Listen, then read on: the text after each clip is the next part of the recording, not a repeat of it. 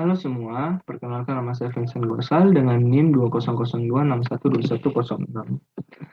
Di sini saya merupakan dokter muda ataupun koas yang berada pada stase Departemen Anestesiologi dan Terapi Intensif Fakultas Kedokteran Universitas Udayana RSUP Sanglah. Pada hari ini saya akan membawakan topik mengenai post-operative medicine. Post-operative medicine merupakan tahapan lanjutan pasca operasi di mana perawatan ini dimulai sejak pasien dipersiapkan keluar dari kamar operasi menuju ke ruang pemulihan dan pasien dikirim ke ruang perawatan. Periode ini sangatlah penting di mana periode ini dimulai setelah pembedahan dan akhir dari proses anestesi sampai pasien pulih dan siap dipindahkan ke ruangan. Tanggung jawab ahli anestesi berlanjut sampai tanda-tanda vital normal telah ditetapkan, serta kondisi pasien tampak stabil. Unit perawatan pasca anestesi atau post anesthesia care unit yang disingkat dengan PACU merupakan unit perawatan pasca anestesi yang dirancang untuk merawat pasien yang baru pulih dari efek fisiologis akut dari anestesi dan juga pembedahan. PACU sendiri memiliki dua tujuan, di mana tujuan pertama dari PACU yaitu untuk meningkatkan kualitas hidup setelah perawatan anestesi. Selanjutnya, menurunkan kejadian yang tidak diinginkan pasca bedah. Post-operative medicine terdiri dari 3 kelompok bagian, di mana yang pertama itu PACU, membahas mengenai post anesthesia care unit serta pemindahan pasien. Selanjutnya adanya monitoring mengenai tanda vital seperti tekanan darah, heart rate, respiration rate, suhu, serta monitoring EKG. Selanjutnya ada juga komplikasi yang dapat ditemukan pasca operasi seperti obstruksi jalan nafas, hipoventilasi, hipoksemia, hipotensi, hipertensi, serta juga aritmia. PACU sendiri atau post anesthesia care unit terdiri dari beberapa tahap, di mana pada tahap awal pasien akan dipindahkan ke recovery room dengan kondisi pasien itu harus dalam keadaan stabil, serta ventilasi adekuat dan juga hemodinamik dari pasien itu harus stabil. Selanjutnya, pasien dapat diberikan oksigenasi apabila pasien memiliki saturasi oksigen kurang dari 95% dan apabila pasien dapat bernafas spontan tanpa oksigenasi dengan saturasi oksigen di atas 95 sehingga tidak diperlukan pemberian oksigenasi. Intubasi tetap dapat dilakukan pada pasien yang tidak stabil. Selanjutnya terdapat beberapa posisi yang pertama yaitu posisi Trendelenburg atau kepala di atas, dan posisi yang lainnya seperti posisi pasien lateral, di mana berguna untuk menurunkan resiko muntah dan juga pendarahan jalan nafas. Dan juga ruangan PACU sendiri ini harus berdekatan dengan ruang operasi ataupun ruang prosedur, karena apabila pada pasien yang memerlukan sewaktu-waktu tindakan emergensi atau membutuhkan tindakan yang perlu dilakukan di ruang operasi, tidak membutuhkan waktu yang lama untuk transfer pasien. Selanjutnya, fasilitas PACU, di mana PACU terdiri dari komponen yang aman, ergonomik, memiliki kenyamanan untuk pasien dan keluarga, pemberi perawatan medis, dan jika memungkinkan lingkungan seharusnya benar-benar nyaman.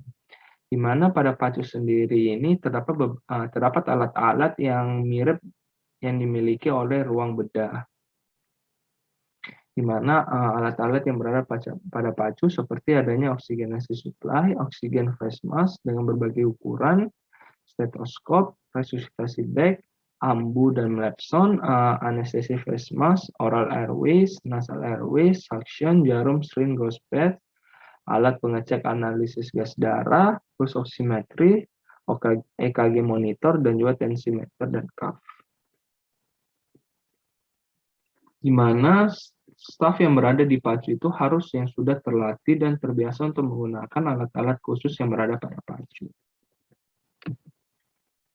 Berikutnya yaitu kedatangan pasien di PACU, di mana sesaat pada pasien telah tiba di PACU, dokter spesialis anestesiologi itu harus menjelaskan mengenai riwayat pasien, kondisi medis, anestesi yang diberikan dan juga pembedahan, di mana harus diberikan perhatian khusus pada beberapa poin seperti oksigenasi mengenai oximetri denyut, dan selanjutnya adanya ventilasi mengenai frekuensi pernafasan, patensi saluran nafas, dan juga kapnografi.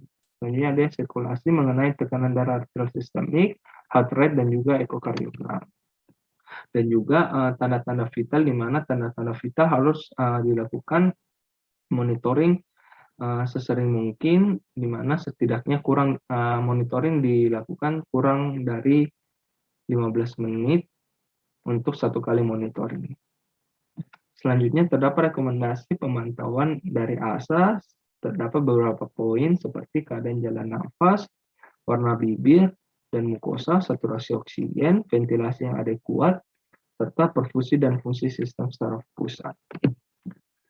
Selanjutnya dapat dilihat pada tabel di mana terdapat beberapa poin monitoring yang rutin dan juga opsional tergantung dari pasien, di mana dari yang rutin sendiri seperti respirasi, mencakupi laju nafas, patensi jalan nafas, saturasi oksigen, kardiovaskular seperti laju nadi, tekanan darah, neuromuskular seperti pemeriksaan fisik, adanya status mental, nyeri, mual, dan muntah. Dan juga untuk yang opsional itu tergantung dari kondisi dari pasien, dapat dilakukan EKG, blokade neuromuskular, suhu, urin mengenai urin output, dan juga drain dan pendarahan.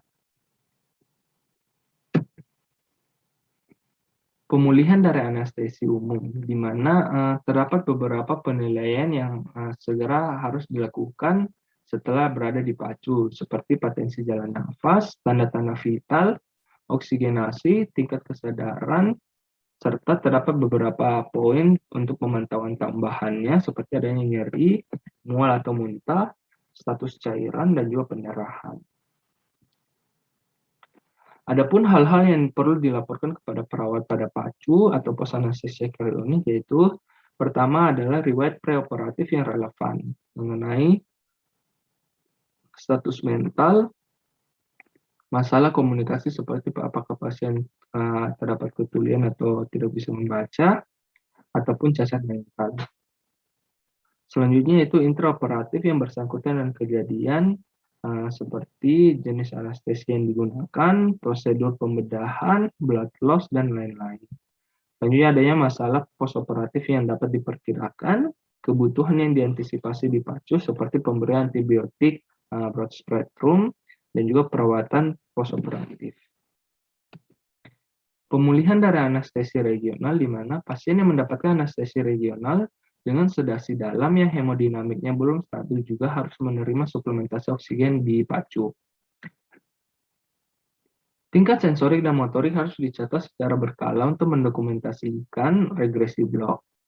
Hanya tindakan pencegahan dalam bentuk padding atau peringatan ulang mungkin diperlukan untuk mencegah cedera diri dari gerakan lengan yang tidak terkoordinasi setelah blok plexus brachialis.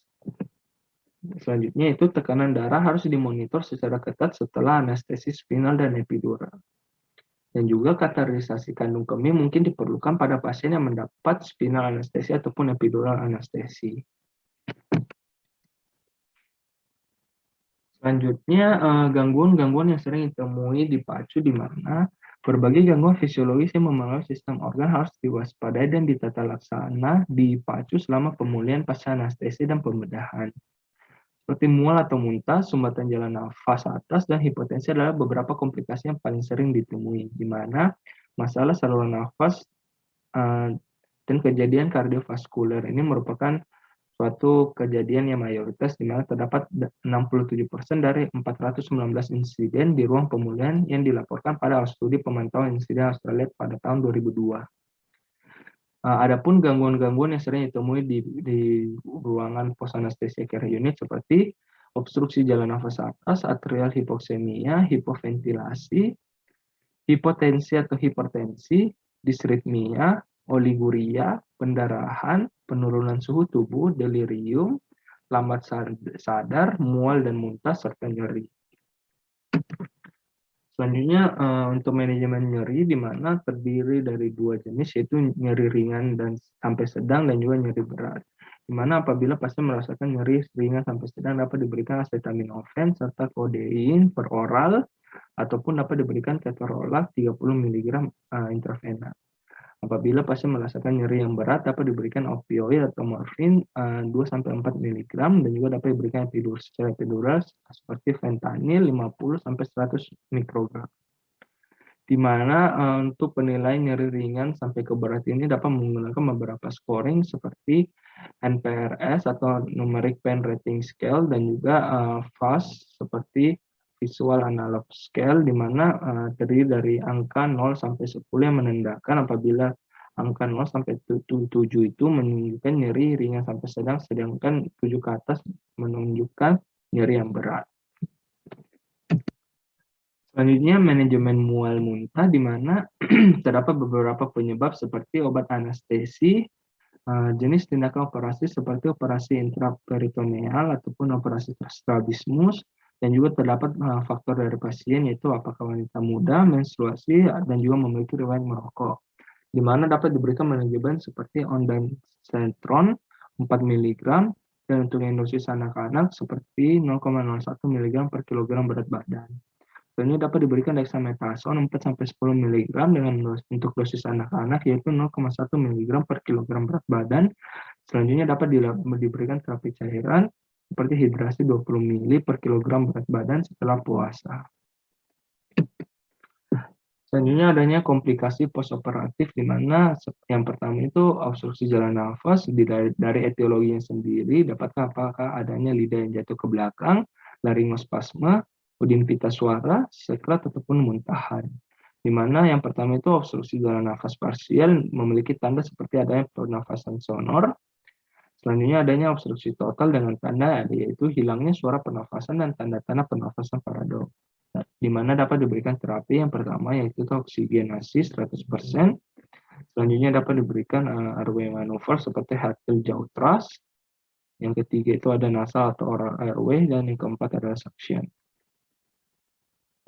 Selanjutnya laryngospasme, di mana terdapat tanda-tanda seperti suara pernafasan dengan nada tinggi atau tidak ada sama sekali, spasme pita suara, adanya darah atau sekret dalam jalan nafas, di mana terapinya seperti sama yaitu airway maneuver yaitu jaw thrust dengan succinylcholine 10-20 mg dan tekanan positif ventilasi dengan O2 sampai 100%. Selanjutnya adanya udem glotis, di mana terjadi pada bayi atau anak kecil dengan terapi yaitu dexamethasone 0,5 mg per kilogram berat badan atau epinephrine spray 0,5 ml 2,25% dengan 3 ml normal salin.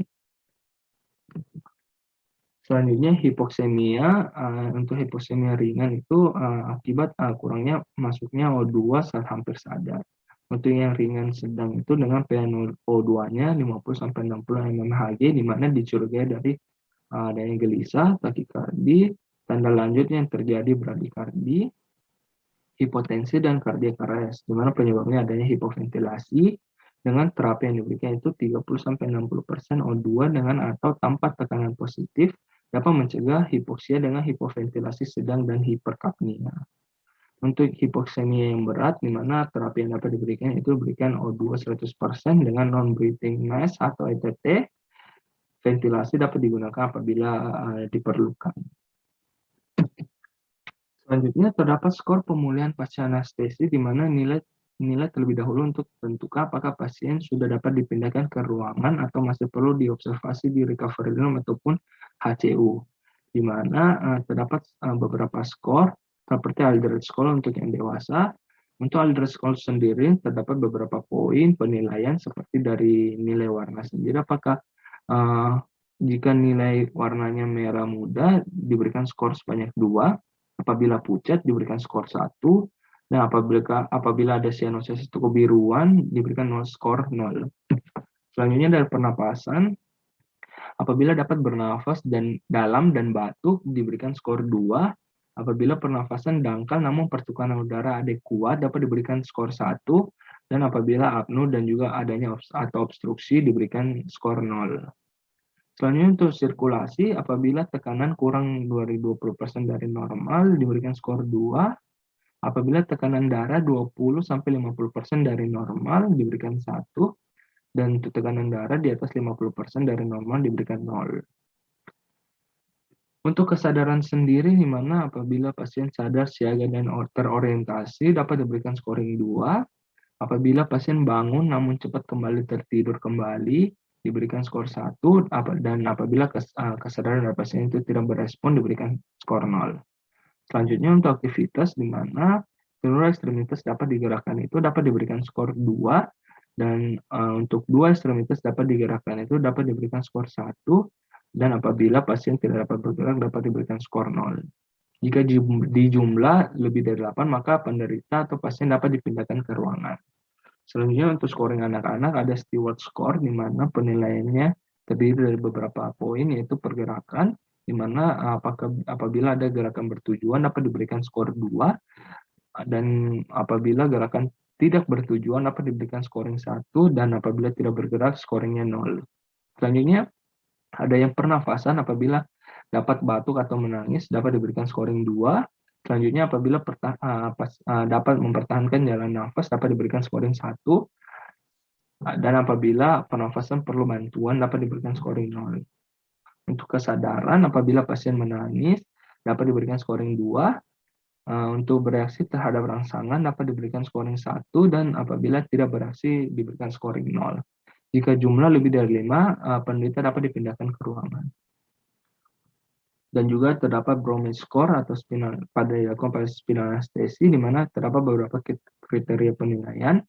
Yang pertama itu apabila gerakan penuh dari tungkai diberikan skor 0, kalau tidak mampu ekstensi tungkai diberikan skor 1, tak mampu fleksi lutut diberikan scoring 2, dan tak mampu fleksi pergelangan kaki diberikan scoring 3. Jika Bromley score 2 dapat dipindahkan ke ruangan. Selanjutnya yaitu post anesthesia discharge scoring system atau PADS. Ini digunakan untuk pasien untuk pulang atau one day care, di mana skor lebih dari 9 atau 9 dinyatakan boleh keluar dari PACU atau pulang. Dan adanya kriteria dari pasien pulang dengan diantar oleh orang dewasa yang dapat mengawasi selama 24 jam. Adapun kriterianya yaitu dari tanda vital sendiri 20% dari baseline perioperatif dapat diberikan poin 22. Apabila 20-40% dari baseline perioperatif dapat diberikan poin 1, dan apabila lebih dari 40% dari baseline perioperatif diberikan 0. Selanjutnya untuk tingkat aktivitasnya, di mana apabila pasien sadar penuh, tidak pusing, keadaan yang sama saat praoperatif dapat diberikan poin 2. Apabila membutuhkan bantuan dapat diberikan poin 1, dan apabila tidak dapat berjalan dapat diberikan poin 0. Selanjutnya untuk mual dan muntah, di mana apabila minimal dapat diatasi dengan pemberian obat per oral dapat diberikan poin 2. Apabila sedang dapat diatasi dengan pemberian obat parenteral itu juga dapat diberikan poin 1. Selanjutnya untuk mual dan muntah yang berkelanjutan setelah pemberian obat berulang dapat diberikan poin 0. Untuk nyeri minimal atau tidak ada dapat diterima oleh pasien, teratasi dengan pemberian obat per oral. Apabila ya dapat diberikan poin 2, apabila tidak dapat diberikan poin 1. Selanjutnya yaitu ada pendarahan operasi, di mana apabila pendarahan operasi minimal atau tidak membutuhkan penggantian verban dapat diberikan poin 2, apabila sedang membutuhkan sampai 2 kali penggantian verban diberikan poin 1, dan apabila berat 3 atau lebih penggantian verban diberikan poin 0. Sekian penjelasan mengenai post anesthesia care unit dan juga post operative medicine. Sekian dan terima kasih.